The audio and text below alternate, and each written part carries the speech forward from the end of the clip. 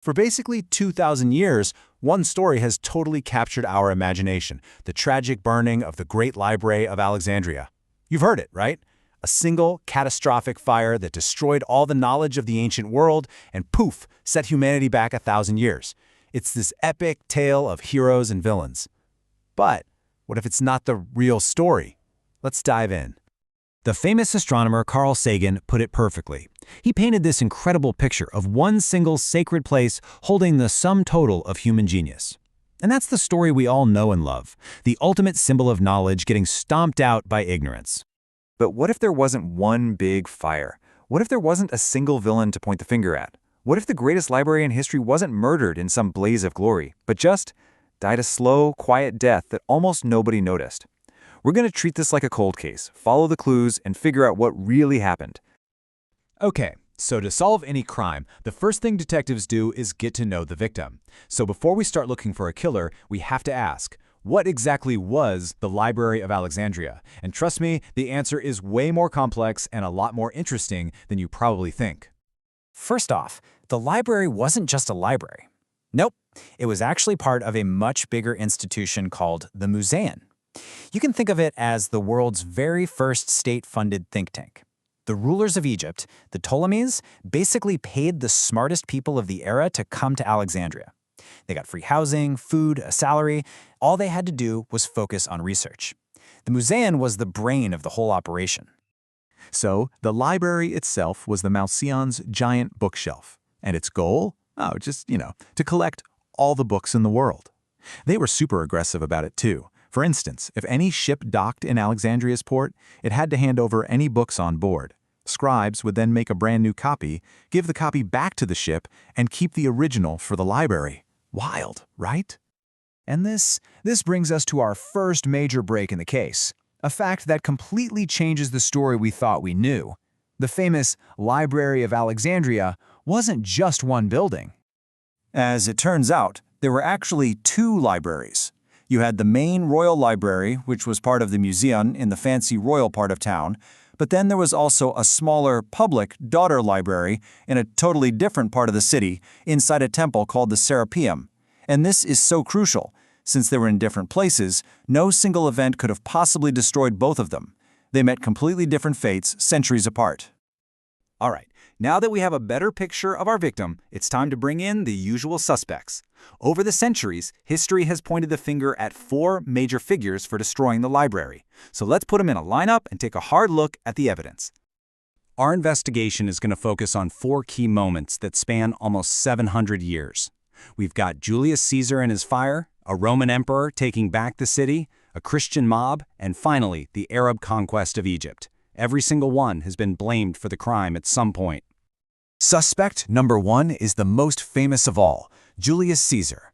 The story goes that back in 48 BC, he was fighting a battle in the city, he set fire to some enemy ships, and the fire just spread and burned the great library to the ground. Sounds pretty open and shut, right? Case closed. Well, not so fast. The actual historical evidence tells a very different story. Yeah, the fire was real, but it looks like it only burned warehouses down by the docks. Warehouses that probably had scrolls in them, sure, but scrolls waiting to be shipped out.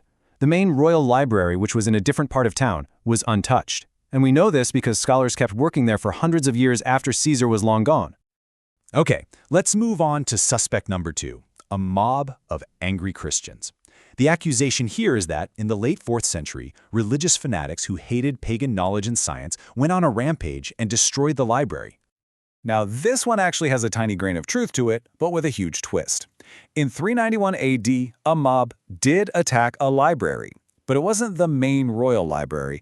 They destroyed the Serapeum, that's the daughter library. And their real target wasn't the books, it was the pagan temple that the library was located inside of. The scrolls were just collateral damage. This event marked the end of the last public collection in the city.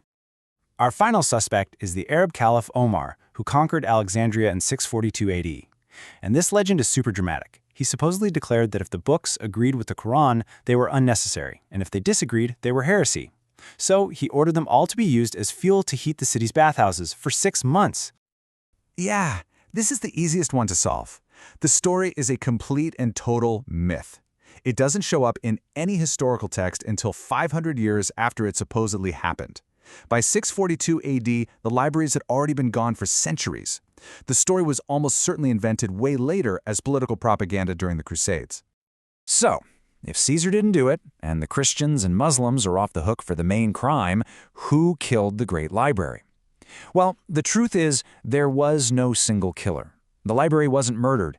It died of something way more common, and frankly, a lot more boring. The real killer was neglect. The story of Alexandria isn't some thrilling murder mystery. It's a story of slow, creeping decline caused by apathy. See, knowledge isn't usually destroyed in a single spectacular blaze. It just vanishes when people stop caring.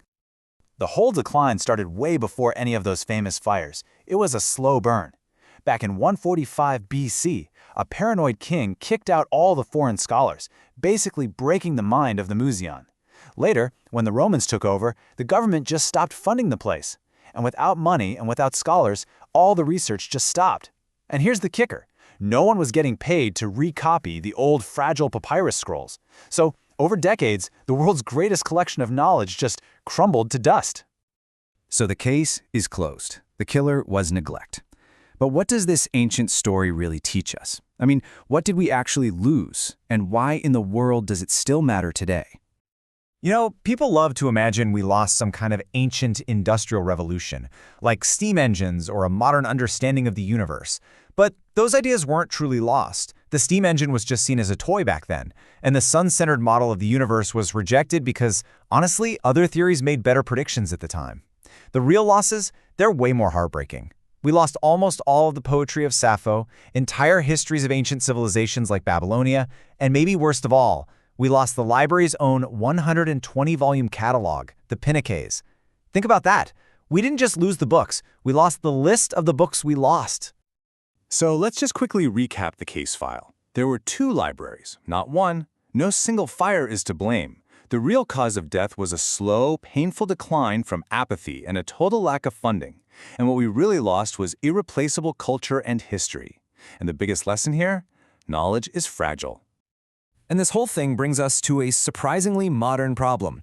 Today, we're facing a potential digital dark age. All our knowledge is stored on hard drives that fall apart and in file formats that become obsolete in just a few years. We think everything on the internet is permanent, but a lot of it is just as fragile as an ancient papyrus scroll. You see, the lesson from Alexandria's failure is the exact antidote for our own time. Their big mistake was putting everything in one place, depending on one government for funding. To protect knowledge, you have to do the complete opposite. You make countless copies and spread them everywhere, so that no single failure, no single fire can wipe it all out. Ultimately, the story of Alexandria teaches us that preserving knowledge is an act of choice. It takes constant effort, it takes money, it takes caring. The greatest threat isn't some dramatic fire, but the quiet, simple decision that something just isn't worth saving anymore. And that leaves us with a really critical question for our own time. What are we choosing to forget today?